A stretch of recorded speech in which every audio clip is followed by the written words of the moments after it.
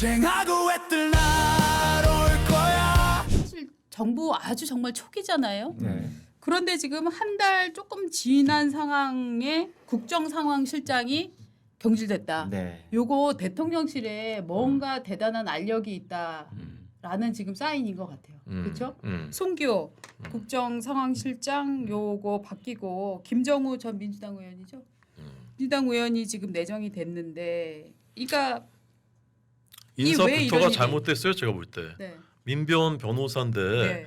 이분이 뭐 그 론스타 뭐 그것도 하고 뭐 사회적인 이슈들 뭐 다룬 가스비 사건 했었죠. 네네네. 세월호 가습기, 세월호 위안부 후쿠시마 문제, 오염수. 론스타, 예. 예, 후쿠시마 오염수 뭐 이런 거 그러니까 있습니다. 그런 특정한 현안들에서 어떤 뭐 법률적인 그런 네. 걸 했다고 하지만 국정상황실장은 진짜 국정 전반을 이렇게 좀 총괄할 수 있어야 되고 눈이 있어야 되고 네. 그런 자리인데 너무나 뜬금없는 거거든요. 이 송기인 변호사라는 분은 어떤 행정 경험이 있었던 분도 아니고 정당 생활했었던 것도 아닌데 갑자기 이분이 국정상황실장이 왜 되는지 네. 거기부터 사실은 의문이고 누가 추천을 한 건지 거기에서부터 따지고 들어가야 되는 건데 아니나 다를까 한 달 만에 아 이건 아니네 한 거잖아요.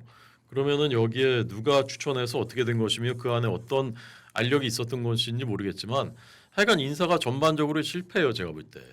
무자격 인사들이 너무 많이 등용되는 것도 문제이고 그다음에 이런 적재적소가 아닌 인사들이 벌써부터 이렇게 드러나고 노정되고 있다는 것도 문제이고 그래서 그러면 저는 인사 라인부터 점검해야 된다고 봐요. 근데 점검되지 않는 거거든요. 여기 워낙 실세들이 가 있으니까. 네. 그래서 앞으로도 저는 또 터질 가능성이 많다 이런 일들이 저는 보는 거죠. 저는 이 국정상황실장이 바뀐 상황을 조금 더 봐야 된다는 느낌이 드는데, 그러니까 일단 지금 말씀하신 대로 왜 임명했나부터 시작해갖고 왜 바뀌게 됐느냐 이게 되게 중요하다고 보는데, 노무현 때는 국정상황실장을 이광재가 맡았었던 겁니다. 그다음 문재인에서는 윤건영이 맡았었고, 즉 무슨 뜻이냐? 아, 내 동생 같은 애야. 내가 대통령을 물려준다면 거의 얘한테 물려주고 싶어. 사실 이 정도의 결속력과 유대감이 있는 사람들이 그야말로 복심, 대통령의 복심이라고 하는 사람들이 맞는 자리 아닙니까?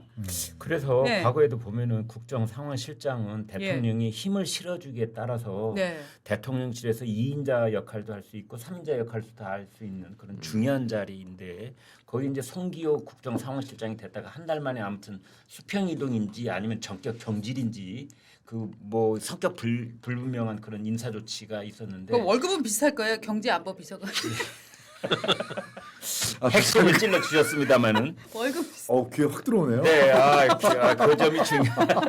근데 수평 이동 시켰다는 얘기는 네. 정말 실세들이 추천했다는 얘기예요. 네. 그냥 내보내지 않고 네. 그냥 살려줘서 거기 그래도 경장 그렇듯한 자리를 보내줬잖아요. 네. 그러니까 인사 실패를 인정하지 않고 누군가 센 사람이 했기 때문에 그게 그 이동이 가능한 거죠. 그래서 그 아까 말씀하신 성남 경기 라인에 김용채 이제 인사비서관하고 김현지 총무비서관 이 두 사람이 주무르고 있다. 이제 이게 최근에 지금 알려지고 있는 내용인데 아마도 이 송기호라는 사람이 이 사람은 성남 경기 라인은 아니거든요. 그렇죠. 그리고 이제 대외적으로 저런 국민들이 다 이름만 들으면 기억할 수 있는 사건들을 맡았던 변호사. 네. 그러니까 아마도 저 사람은 본인이 나는 엘리트야 이런 생각을 가지고 있었을 거예요. 그래서 맞아요. 발탁이 된 거다. 이제 그런 생각을 가지고 있고 아까 박 국장이 말씀하신 이 사람은 가방끈이 그럴듯하잖아요. 또 네. 그래서 이제 뭐 그런 점들이 있었는데 아무튼 아마도 뭔가 충돌이 있었을 것이다. 성남 경기 라인하고 그래서 그 충돌을 해소하는 방법으로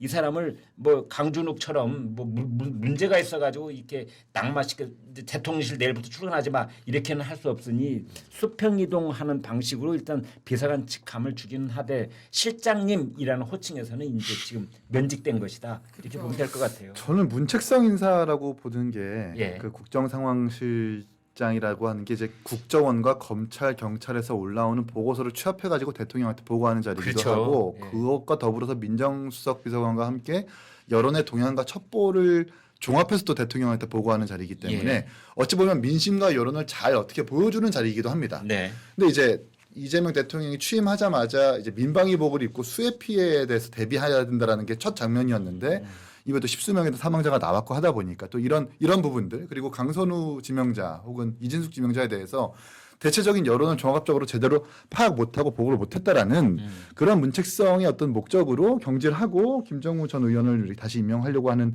그런 배경이 아닌가라는 추측도 한번 해봅니다. 근데 말씀이 나왔으니까 저는 이제 어제 오늘 뉴스 보면서 뭐 구리시장이 갑자기 이제 도마에 올라가지고 구리시장이 그 회식을 강원도에 가서 했더라고요. 경기도 구리시장이 회식을 강원도에서 하는구나 뭐 이런 생각이 들긴 했는데 아무튼 거기서 이렇게 이제 넥타이도 매고 정장 차림인데 뭐가 흥이 겨웠는지 이렇게 몸을 흔들면서 춤추는 장면도 영상이 다 나와서 있는데 저는 뭐냐 그래서 대통령이 그랬더라고요. 이 공공기관장이 이런 건 엄단을 해라 이렇게 지시를 했다고 그래요. 네. 근데 대통령이 선출직인 기초단체장을 엄단할 수 있는 겁니까? 이제 이게 첫 번째가 되고 두 번째는 그런 수해가 발생했을 때 대통령은 국무총리하고 국회의장 불러서 저녁 먹고 파안대소하고 그랬던 사진이 대통령실에서 릴리스가 됐어요. 그러면 대통령은 국회의장 저 국무총리 불러가지고 저녁 먹고 아름다운 밥과 술을 드시는지는 확인이 안 되고 있습니다만 파안대소하는 사진 내놔도 되고 구리시장은 그러면 회식하면 안 되고 뭐 이런 건가? 이런 생각도 들었어요. 그리고 저도 그 지자체장에 대해서 엄단한다라는 네. 표현을 만약에 정말 지난 정부에서 썼으면 어떤 일이 벌어졌을까? 그러게요. 그런 느낌이 확 너도 들더라고요. 선출직 나도 선출직인데 그렇죠. 네. 그참 기이한 어떻게 장면으로. 하겠다. 구리시장- 중앙정부에서 가는 교부금 같은 돈을 차단시켜라 이런 뜻이에요. 어떻게 하는 거예요? 그러니까 저는 징벌적 예산 삭감. 징발적 예산 삭감하는 분명히 겁니까? 구리시가 아마 불교부 단체가 아니기 때문에 네. 중앙정부로부터 교부금을 받을 거예요. 예. 이제 추가적으로 추후에 어떤 징벌적 예산에 대한 삭감 조정이 있는지 좀 지켜봐야 될 일인 것 그걸 같은데 김민석 총리가 바로 뭔가 반응을 보였더라고요. 보통은 대통령이 단체장한테 예. 이렇게 뭔가 손 아랫사람처럼 하대하지는 않죠. 물론 네. 구리시장은 비판받아 마땅합니다만 네. 이렇게 하지는 않아요. 그러니까 아. 보통 수해 피해가 지금 엄중하니까 좀 삼가해달라고 조심스럽게 얘기를 하거나 그렇죠. 그 정도인데 네. 이렇게 뭔가 손 아랫사람 하대하는 경우가 없거든요. 근데 네. 이 백경현 시장의 당적이라는 게 국민의 힘입니다. 지방선거 1년도 채 남지 않았어요. 굳이 이렇게 꺼내서 지적한다라는 것은 누구라도 유추할 수 있는 이유가 있는 거죠. 국민의힘이구나. 내 그걸 왜 놓쳤던 그러게. 아 맞아. 그 부분은 예. 충분히 유추할 수 있는 근데 부분이다. 이분은 지금 이 대통령이신 이분은 경기도 지사 때도 그쪽에 그 이 저 기초 단체장하고 세게 한번 붙은 적 있잖아요. 그래서 조광환. 송사까지 벌어졌잖아요. 남양주. 남양주 시장. 네, 조광환 남양주 네. 시장님하고 조광환 시장. 네.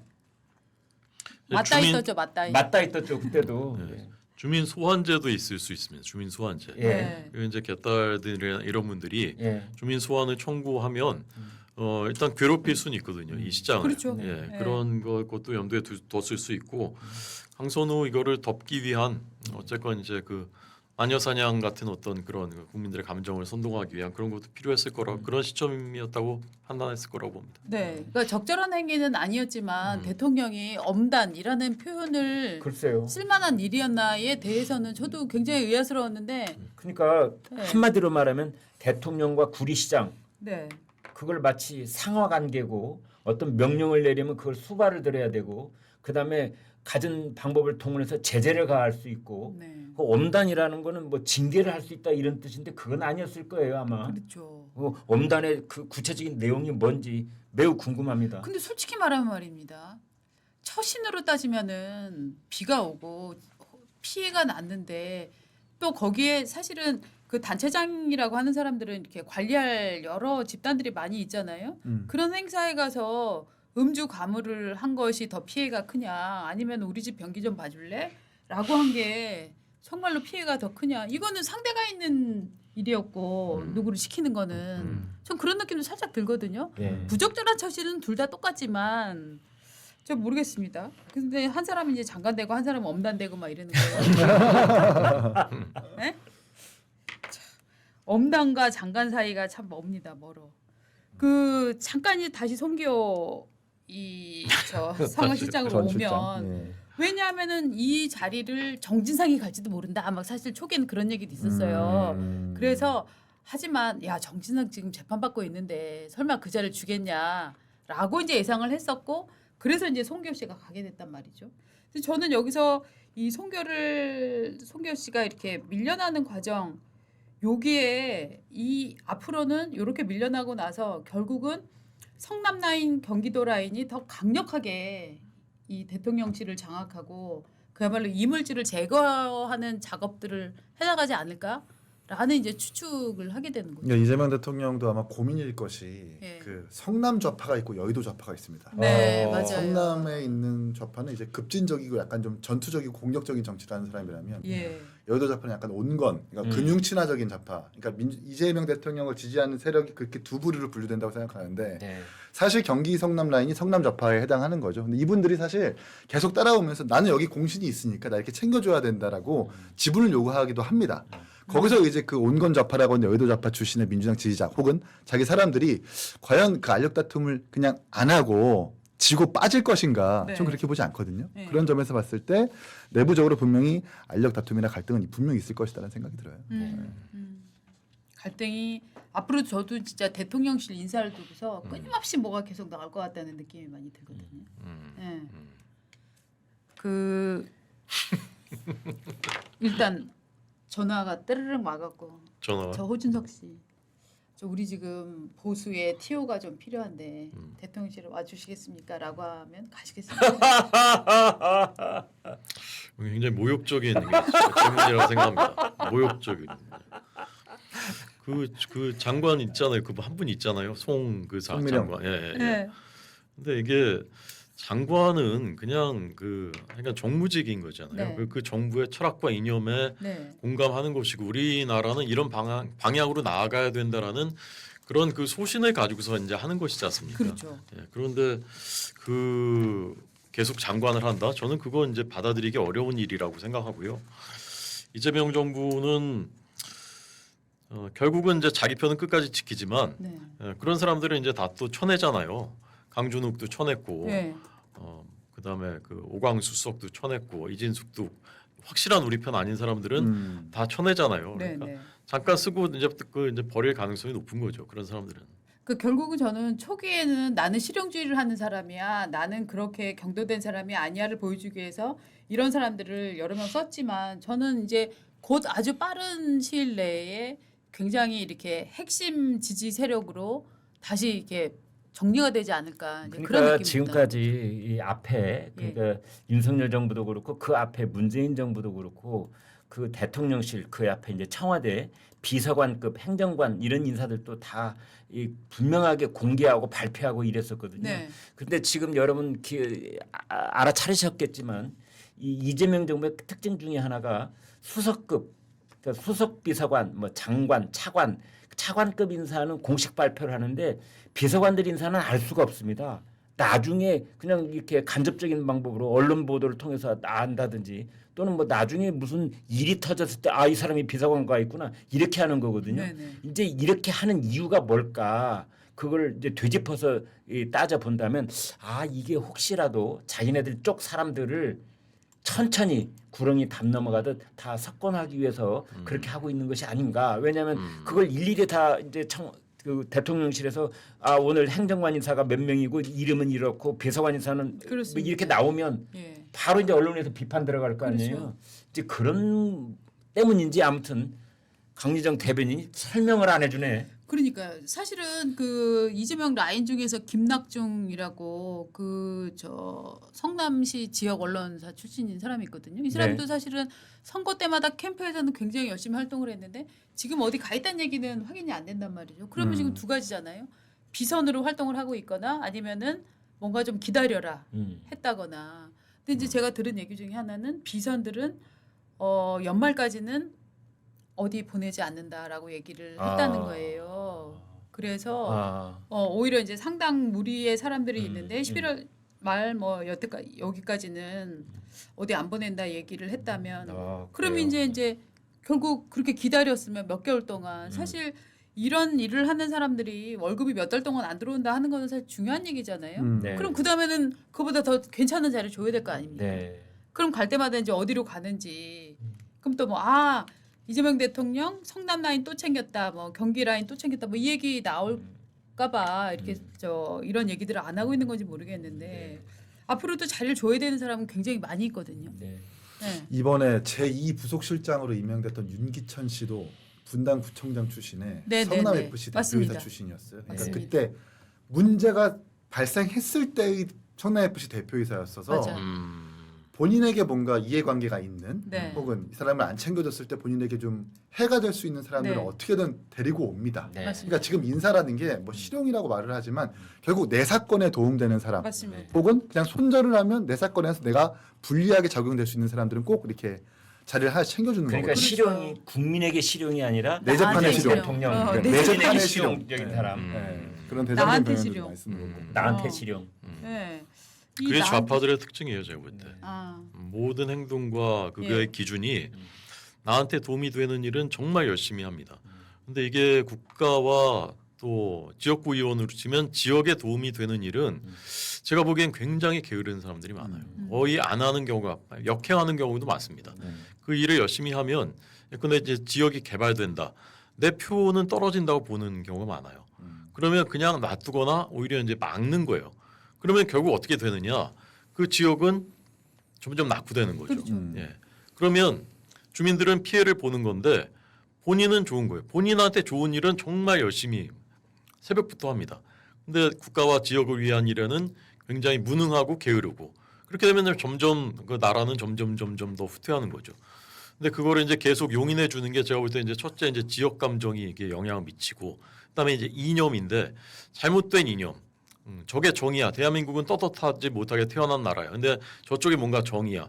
이런 것들이 저는 그 우리 대한민국 사회에 상당한 영향력을 미쳐왔고 선거 결과에도 영향을 미쳐왔다고 생각하는데 제가 느끼는 큰 변화는 2030들은 더 이상 거기에 좌우되지 않는다는 거예요. 이들은 굉장히 실용적이고 합리적으로 판단하고 건강한 사고를 갖고 보편적으로 저는 그렇게 느껴요. 예. 저는 지금 이게 끝물이라고 봅니다. 대한민국의 이 이른바 좌파들이 마지막으로 위세를 떨치는 끝물이다. 어쩌면 이재명 정부가 저는 마지막일 수도 있다.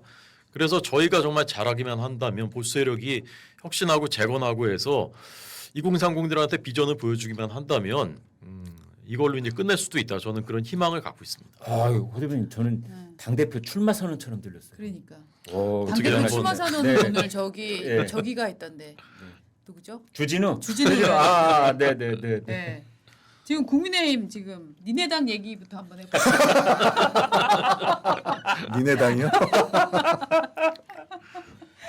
이 지금 대변인님이 진짜 이제 이게 어려운 주제일 텐데. 네. 아니 방금 하신 말씀은 진짜 네. 당 대표 출마 맞아요. 출사표라고 맞습니다. 해도 과언이 아닐 만큼 네. 그렇게 아주 멋진 말씀을 예, 주셨어요. 진짜 멋진 말씀이시고 네. 그리고 이제 다음 세대에 대해서 이렇게 기대를 갖고 있다는 예. 이 점에서 저는 네, 굉장히 좌파의 끝물이다. 네. 오늘 썸네일 제목 아니냐? 그 좌파의 끝물이다.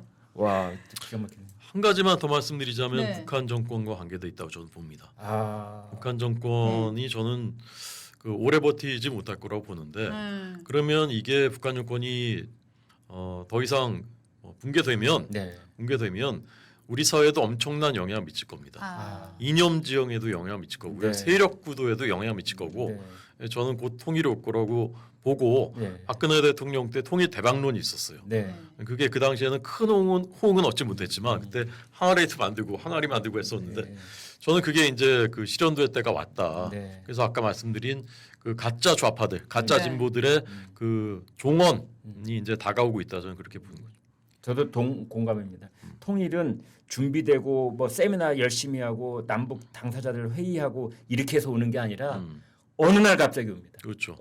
저는 그건 확실히 말할 수 있습니다. 어느 날 갑자기 함석권 선생께서 예. 해방이 도둑처럼 왔다고 한 예, 것처럼 예, 예. 독일도 베를린 장벽 무너질 때 몇 달 전까지만 해도 아무도 예측하지 그때 못했어요. 베를린에서 국제관계 학자들 세미나가 열렸었어요. 그때 독일 통일을 전부 다 내다보는 시안을 얘기했는데 가장 가깝게 얘기한 사람이 10년쯤 뒤에 벌어질 거라고 그랬는데 불과 그 세미나 있고 나서 석 달 뒤에 장벽 무너졌습니다. 그러니까 학자들이 미리 예견하고 이런 거는 그냥 학자들의 말일 뿐 사실은 저는 그래서 뭐 그 새벽에 도둑이 임하듯 오리라 뭐 이런 그 성경에 있는 성경에, 말씀도 있는데 네, 네. 뭐 거기까지 견줄 건 아니지만 어찌됐든 저는 통일이 오면 갑자기 오는 거지 미리 뭐 학자들이 예견하고 뭐 조짐이 보이고 이래서 오는 거 아니라고 봅니다. 쟁하고 애뜰 날